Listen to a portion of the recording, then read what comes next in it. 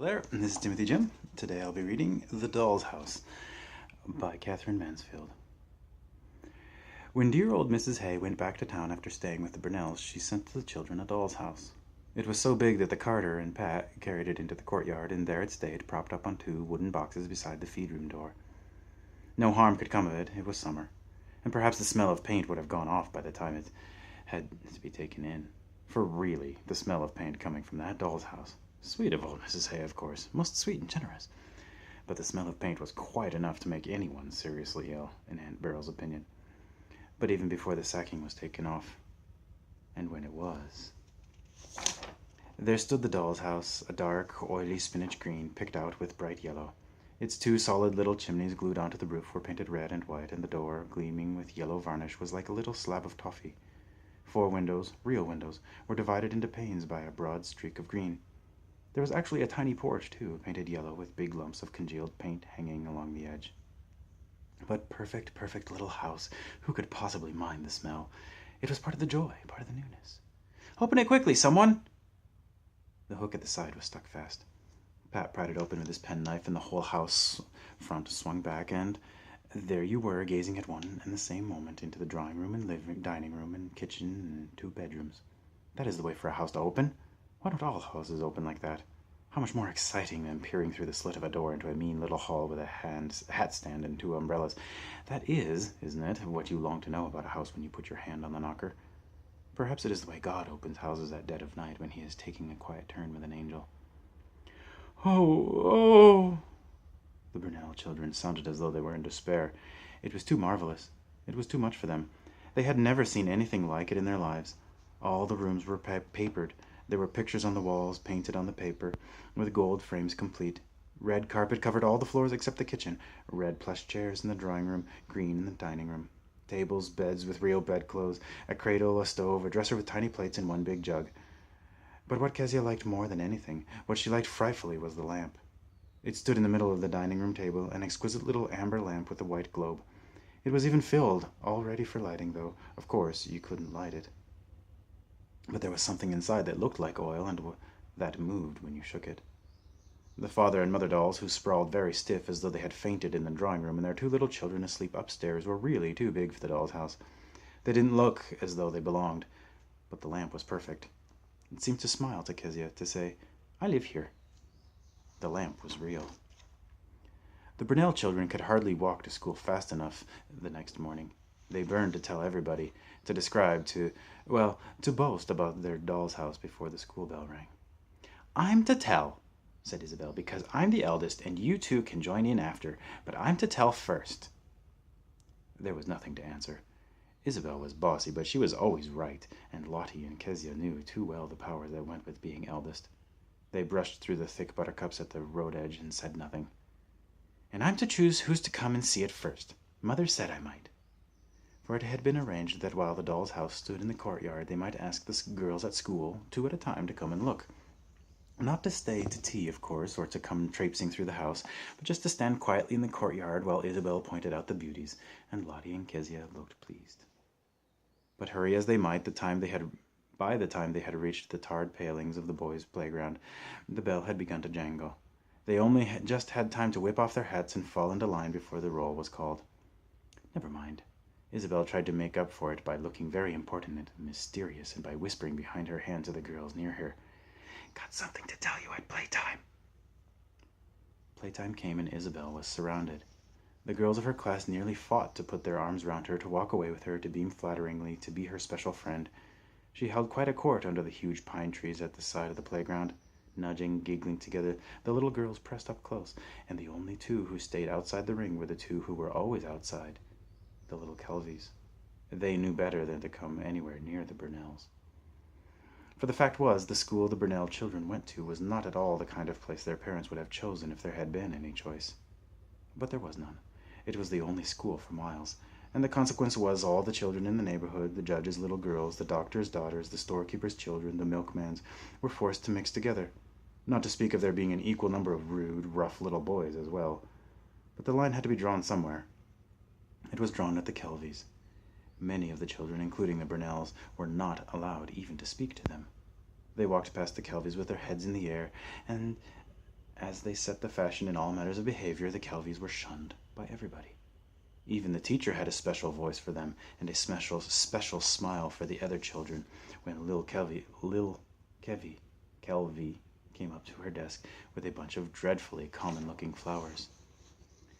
They were the daughters of a spry, hard-working little washerwoman who went about from house to house by the day. This was also awful enough, but where was Mr. Kelvy? Nobody knew for certain, but everybody said he was in prison. So they were the daughters of a washerwoman and a jailbird. Very nice company for other people's children, and they looked it. Why Mrs. Kelvy made them so conspicuous was hard to understand. The truth was, they were dressed in bits given to her by the people for whom she worked. Lil, for instance, who was a stout, plain child with big freckles, came to school in a dress made from a green art serge tablecloth of the Brunels, with red plush sleeves from the Logans' curtains. Her hat, perched on top of her high forehead, was a grown-up woman's hat, once the property of Miss Lecky, the postmistress. It was turned up at the back and trimmed with a large scarlet quill. What a little guy she looked! It was impossible not to laugh. And her little sister, our Else, wore a long white dress, rather like a nightgown, and a pair of little boy's boots. But whatever our Else wore, she would have looked strange. She was a tiny wishbone of a child with cropped hair and enormous, solemn eyes, a little white owl. Nobody had ever seen her smile. She scarcely ever spoke. She went through life holding on to Lil with a piece of Lil's skirt screwed up in her hand. Where Lil went, our Else followed. In the playground, on the road going to and from school, there was Lil marching in front of our Else, holding on behind.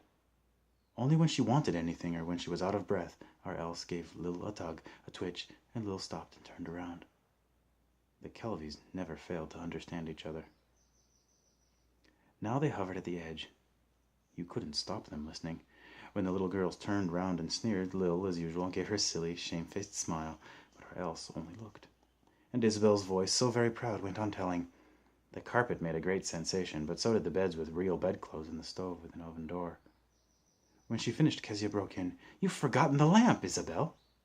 "Oh, yes," said Isabel. "There's a teeny little lamp all made of yellow glass with a white globe that stands on the dining-room table. You couldn't tell it from a real one." "The lamp's best of all!" cried Kezia.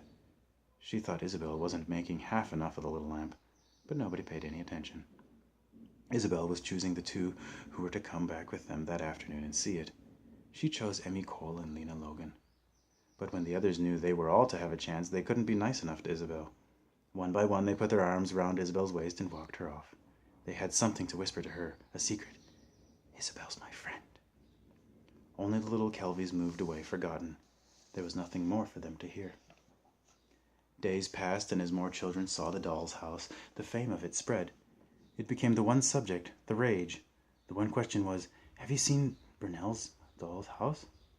"Oh, ain't it lovely? Haven't you seen it? Oh, I say." Even the dinner hour was given up to talking about it. The little girls sat under the pines eating their thick mutton sandwiches and big slabs of Johnny cake spread with butter. I wonder what Johnny cake is.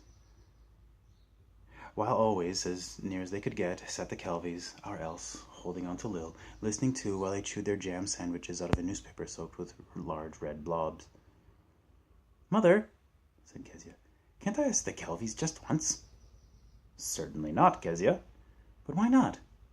"Run away, Kezia. You know quite well why not." At last everybody had seen it except them. On that day the subject rather flagged. It was the dinner hour. The children stood together under the pine trees, and suddenly, as they looked at the Kelvies eating out of their paper, always by themselves, always listening, they wanted to be horrid to them. Emmy Cole started to whisper, "Lil Kelvy's going to be a servant when she grows up." "Ooh, how awful," said Isabel Brunel, and she made eyes at Emmy. Emmy swallowed in a very meaning way and nodded to Isabel as she'd seen her mother do on those occasions. "It's true. It's true. It's true," she said. Then Lena Logan's little eyes snapped. "Shall I ask her?" she whispered. "Bet you don't," said Miss Jessie May. "Phew, I'm not frightened," said Lena. Suddenly she gave a little squeal and danced in front of the other girls. "Watch me, watch me, watch me now," said Lena, and sliding, gliding, dragging one foot, giggling behind her hand, Lena went over to the Kelvies. Lil looked up from her dinner. She wrapped the rest quickly away. Our Else stopped chewing. What was coming now? Is it true you're going to be a servant when you grow up, little Calvi? Shrilled Lena. Dead silence. But instead of answering, Lil only gave her a silly, shamefaced smile. She didn't seem to mind the question at all. What a sell for Lena. The girls began to titter. Lena couldn't stand that. She put her hands on her hips and she shot forward. Yeah, your father's in prison, she hissed spitefully. This was such a marvelous thing to have said that the little girls rushed away in a body, deeply, deeply excited, wild with joy. Someone found a long rope and they began skipping. And never did they skip so high, run in and out so fast, or do such daring things as on that morning. In the afternoon, Pat called for the Burnell children with the buggy and they drove home. There were visitors. Isabel and Lottie, who liked visitors, went upstairs to change their pinafores, but Kezia thieved out of the back. Nobody was about. She began to swing on the big white gates of the courtyard. Presently, looking along the road, she saw two little dots. They grew bigger. They were coming toward her. Now she could see that one was in front and one close behind. Now she could see that they were the Kelvies. Kezia stopped swinging. She slipped off the gate as if she was going to run away. Then she hesitated. The Kelvies came nearer, and beside them walked their shadows, very long, stretching right across the road with their heads in the buttercups. Kezia clambered back on the gate. She had made up her mind. She swung out. "Hello," she said to the passing Kelvies. They were so astounded that they stopped. Lil gave her a silly smile. Our Else started. "You can come and see our doll's house if you want to," said Kezia, and she dragged one toe on the ground. But at that, Lil turned red and shook her head quickly. "Why not?" asked Kezia. Lil gasped, then she said, "Your ma told our ma you wasn't to speak to us." "Oh. Well," said Kezia. She didn't know what to reply. "Doesn't matter. You can come and see our doll's house all the same. Come on, nobody's looking." But Lil shook her head still harder. "Don't you want to?" asked Kezia. Suddenly there was a twitch, a tug on Lil's skirt. She turned round. Our Else was looking at her with big, imploring eyes. She was frowning. She wanted to go. For a moment Lil looked at Our Else very doubtfully, and then Our Else twitched her skirt again. She started forward.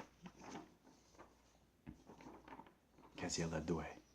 Two little stray cats they followed across the courtyard to where the doll's house stood. "There it is," said Kezia. There was a pause. Lil breathed loudly, almost snorted. Our Else was still as a stone. "I'll open it for you," said Kezia kindly. She undid the hook and they looked inside. "There's the drawing room and the dining room, and that's the—" "Kezia!"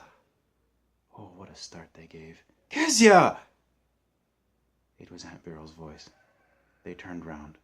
At the back door stood Aunt Beryl, staring as if she couldn't believe what she saw.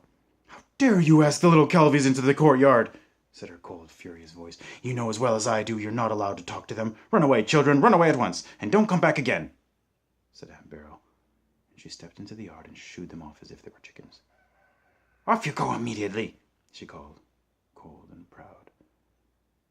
They did not need telling twice. Burning with shame, shrinking together, Lil huddling along like her mother, Our Else dazed, somehow they crossed the big courtyard and squeezed through the white gate. "Wicked, disobedient little girl," said Aunt Beryl bitterly to Kezia, and she slammed the doll's house to. The afternoon had been awful. A letter had come from Willie Brent, a terrifying, threatening letter, saying if she did not meet him that evening in Pullman's Bush, he'd come to the front of the door and ask the reason why. But now that she had frightened those little rats of Kelvies and given Kezia a good scolding, her heart felt lighter. That ghastly pressure was gone. She went back to the house humming. When the Kelvies were well out of sight of Burnell's, they sat down to rest on a big red drain pipe by the side of the road. Lil's cheeks were still burning. She took off the hat with the quill and held it on her knee. Dreamily they looked over the hay paddocks, past the creek, to the group of wattles where Logan's cows stood waiting to be milked. What were their thoughts?